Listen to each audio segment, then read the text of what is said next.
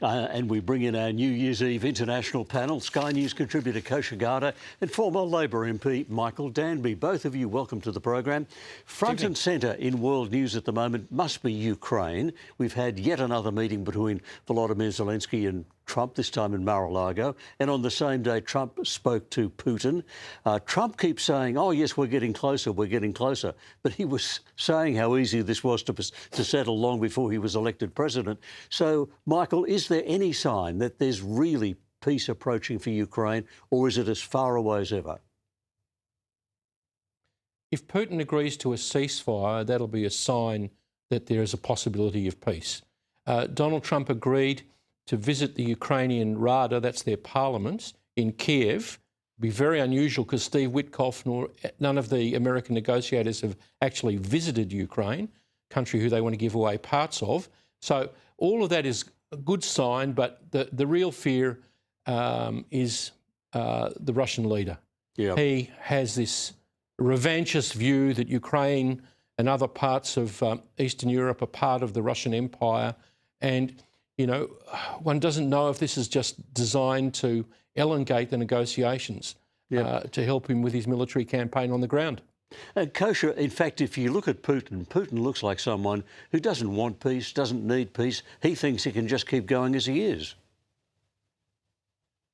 He certainly, some would say maybe it was a strategic miscalculation on his part, because nobody 4 years ago was sitting and expecting it would last as long as it has. We're now closing in on 4 years. However, the strategic interest to him and to Russia remains very strong, and that's why I think he seems to be very willing to continue. He has said territorial concessions are a no-go. He will not budge on that point. We'll see how the story ends, but that's been the line coming out of Moscow, and he's got a lot of manpower and a lot of strategic interest. So he seems to be doing this. I think the sticking point in the latest news that came out back home in the U.S.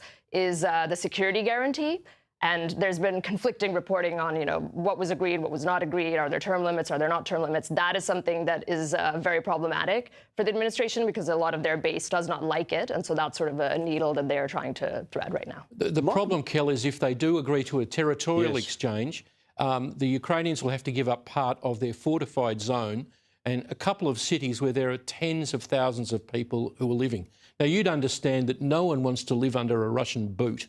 So that exchange is going to be very difficult for the Ukrainians to do.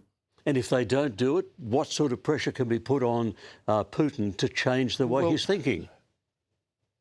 Well, the Americans could do what the 85 members of the US Senate are begging the president to do, and that's put tougher economic sanctions, particularly on oil.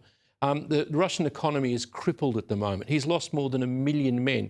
I mean, he may say it's a strategic advantage to him, but he's a strategic genius if he thinks 1 million people killed or wounded, a crippled economy, and Russia's dirty name all over the world is of advantage to Russia. So I think more American pressure on the oil trade, in particular with China and India, would really cut this thing by halfway through next year.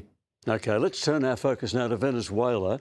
The relations between Venezuela and the United States almost don't exist. I mean, there's such bitterness between them, between Maduro and Trump. And Trump is convinced that he needs to get rid of the leader of Venezuela. And reportedly, the CIA has carried out a drone strike on a port facility in Venezuela, which is the first time they've done a strike on land. Up until now, it's been boats. Kosha, your thoughts on this one?